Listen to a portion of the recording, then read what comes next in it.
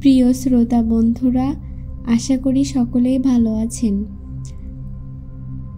সিজিনে আপনাদের জন্য আজকের গল্প বেলা দেবীর লেখা সেই রাতে। যারা আমাদের চ্যানেলটি সাবস্ক্রাইব করেননি তারা এখনই সাবস্ক্রাইব করুন নতুন নতুন গল্প পেতে। তাহলে চলুন আর দেরি না করে গল্পটি শুরু করা যাক। আমি, সুজিত, বিমল, সমীর ও মানস, আমরা 5 জন বন্ধু। আমাদের অন্যতম বন্ধু ধীমনের আমন্ত্রণে তার গ্রামের বাড়ি নয়নসুখে গিয়েছিলাম তার বিয়ের বৌভাত উপলক্ষে।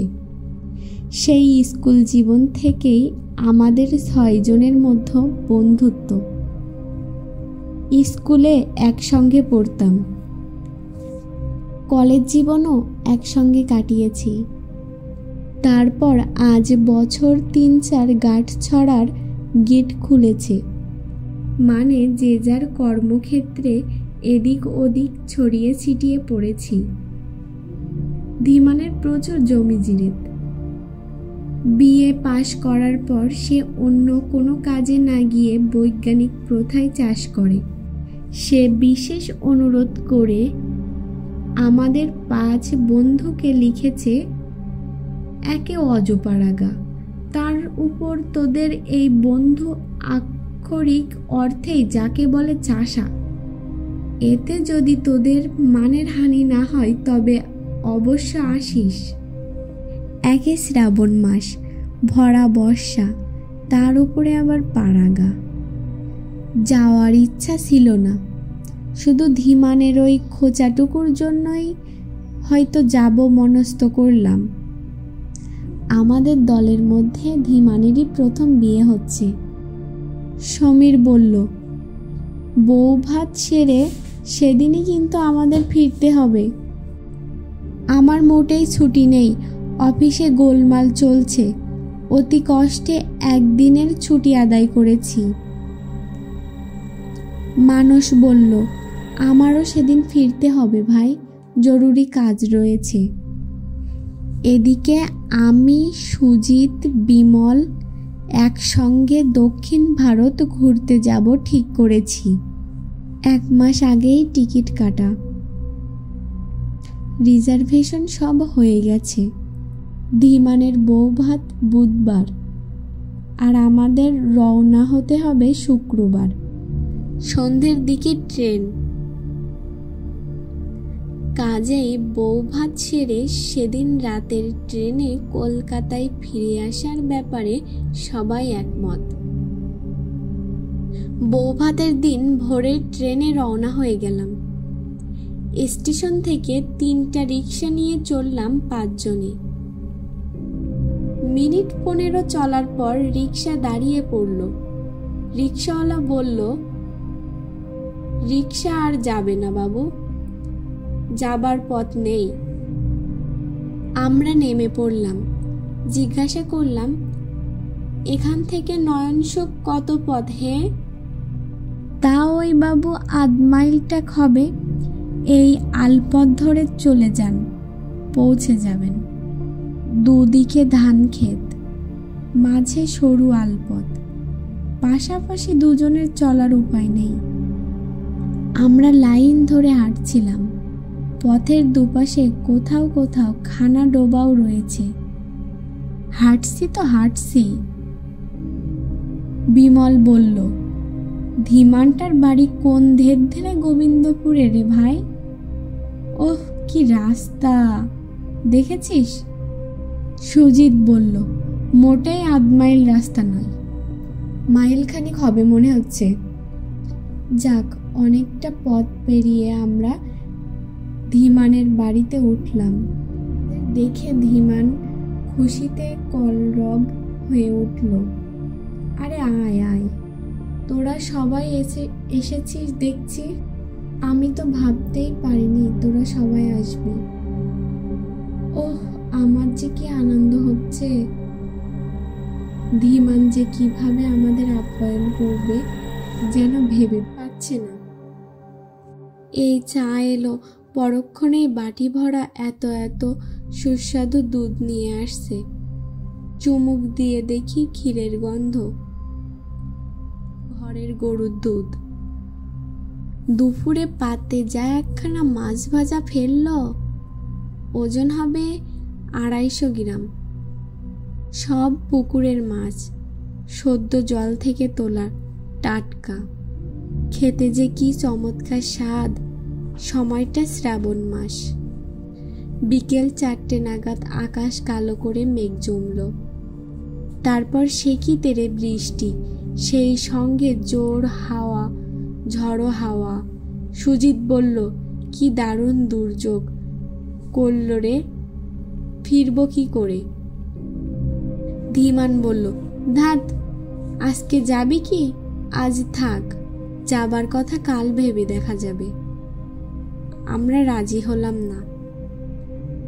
রাত 11টায় লাস্ট ট্রেন। বউ ভাতের খাওয়া সেরে ধীমান এবং তার বাবা মা ভাই বোনদের অনেক অনুরোধ উপেক্ষা করে রাত 9টায় বেরিয়ে পড়লাম। সন্ধ্যার পর থেকে বৃষ্টিটা অনেক ধরেছিল। আবার সেই আলের পথ দিয়ে চলছি। এবারের যাত্রা আরো কঠিন। তখন ছিল দিনের আলো, পথ শুকনো। এখন ঘুটঘুটে অন্ধকার। বৃষ্টি হয়ে যাবার দরুন পথ পিছল, কাদায় পা বসে যায়। বাড়ি থেকে আসার সময় একটা টর্চও আনিনি। পাড়া গায়ে আসছি সেটা খেয়াল করা হয়নি। খানিকটা রাস্তা যেতেই আবার নামলো প্রচণ্ড বৃষ্টি, সেই সঙ্গে ঝড়ো হাওয়া। একেবারে সোনাই সোহাগা আর কি। হঠাৎ যেন একটা চিৎকার শুনতে পেলাম। আমি ছিলাম সবার আগে। বললাম, কে চিৎকার করে উঠল মনে হচ্ছে? পেছন থেকে ওরা বলল, কই না তো, আমরা তো কিছু শুনিনি। আর শোনা যাবে বা কি? বৃষ্টি আর হাওয়ার যা শব্দ। যাবার পথে স্টেশন থেকে রিক্সা পাওয়া যায় না, ফেরার পথে রিক্সাও পাওয়া যায় না। তার মানে পুরো রাস্তাটাই হেঁটে যেতে হবে। বড় রাস্তায় পৌঁছে দেখি ঝড় বৃষ্টিতে ইলেকট্রিকের তার ছিঁড়ে গেছে, তাই গোটা এলাকা অন্ধকার। অন্ধকারেও এবার আমাদের খেয়াল হলো দলে আমরা 4 জন আছি। আর একজন কই? কারো মুখ দেখতে পাওয়া যাচ্ছে না। আমি জিজ্ঞাসা করতেই একে একে সাড়া দিল সুজিত, বিরল, সমীর। মানুষ? মানুষ কোথায়? মানুষ সবার পেছনে আসছিল। সে কি খুব বেশি পিছিয়ে পড়েছে? হঠাৎ আমাদের সামনের দিকে অনেকটা তফাৎ থেকে মানুষের সাড়া পাওয়া গেল। এই আমি আগে আছি, তোরা আয়। তাজ্জব ব্যাপার। আলের সরু পথে একজনকে পাশ কাটিয়ে তো আরেকজনের এগিয়ে যাবার জন্যেই মানুষ সবার পেছন থেকে সবার আগে গেল কি করে? যাক, আবার হাঁটতে লাগলাম। মানুষ আগে, আমরা পেছনে। এই দুর্যোগে পেছল পথে পা টিপে টিপে হাঁটতে গিয়ে আমাদের পাক্কা 2 ঘন্টা সময় লেগে গেল স্টেশনে পৌঁছাতে। স্টেশনে পৌঁছে দেখি গাড়ি ছাড়তে আর 1 মিনিট বাকি। দৌড়ে গিয়ে একটা কামরায় উঠে পড়লাম।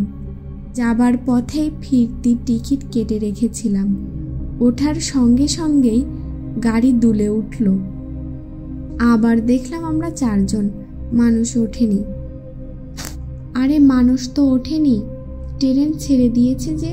দরজা খুলে গলা বাড়িয়ে দেখি ট্রেনের দিকে ছুটে আসছে মানুষ।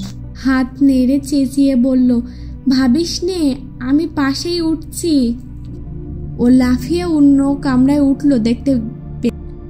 বিমল বলল, মানুষটা কি উল্টোপাল্টা কাণ্ড শুরু করেছে দেখ।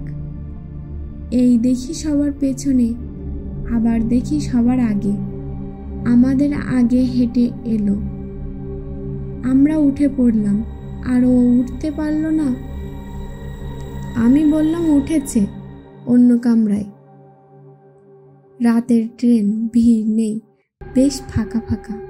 বৃষ্টিতে একেবারে ভিজে গিয়েছিলাম। কিট ব্যাগ থেকে তোয়ালে বের করে গা মাথা মুছে ভেজা জামা কাপড় পাল্টে আয়েশ করে বসলাম। সেই ভোরবেলা থেকে ধকল যাচ্ছে, তার উপর এতটা পথ হাঁটার পরিশ্রম।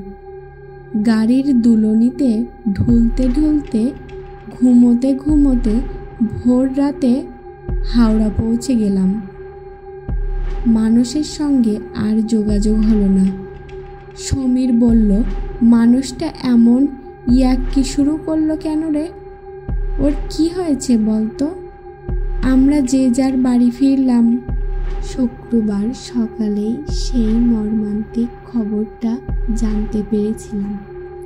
ধীমানের বাড়ি থেকে স্টেশনে আসার পথের পাশে একটা ডোবার মধ্যে মানুষের মৃতদেহ দেখতে পাওয়া গেছে। ধীমানের বাড়ি থেকে স্টেশনে আসার পথের পাশে একটা ডোবার মধ্যে মানুষের মৃতদেহ দেখতে পাওয়া গেছে পরদিন সকালবেলা। মুখে মুখে খবরটা ছড়িয়ে পড়ায় ধীমানরাও কৌতূহলী হয়ে দেখতে এসেছিল। ওরাই মৃতদেহ শনাক্ত করে। ওখানকার পুলিশ কলকাতার পুলিশকে খবর জানায়। কলকাতা পুলিশ মানুষের বাড়িতে খবর দিয়ে গেছে। ঝড় বৃষ্টির মধ্যেও আমি তাহলে চিৎকারটা ঠিকই শুনেছিলাম। পা হড়কে ডোবায় পড়ে যাবার সময় মানুষই চিৎকার করে উঠেছিল। মানুষ সাঁতার জানতো না, তাই ডুবে মরল। সে আমাদের থেকে বেশ খানিকটা পিছিয়ে পড়েছিল এবং সে সময়ে প্রচুর দুর্যোগ চলছিল বলে এত বড় ঘটনাটা ঘটে গেল, অথচ আমরা টেরও পেলাম না। কিন্তু আমি কি দেখলাম? আমি একা নয়, আমরা সবাই দেখলাম। চোখের ভুল কি সবার একসঙ্গে হয়? সুপ্রিয় শ্রোতা বন্ধুরা, আজকের গল্পটি এখানেই শেষ। গল্পটি আপনাদের কেমন লাগলো তা কিন্তু কমেন্টে জানাতে ভুলবেন না।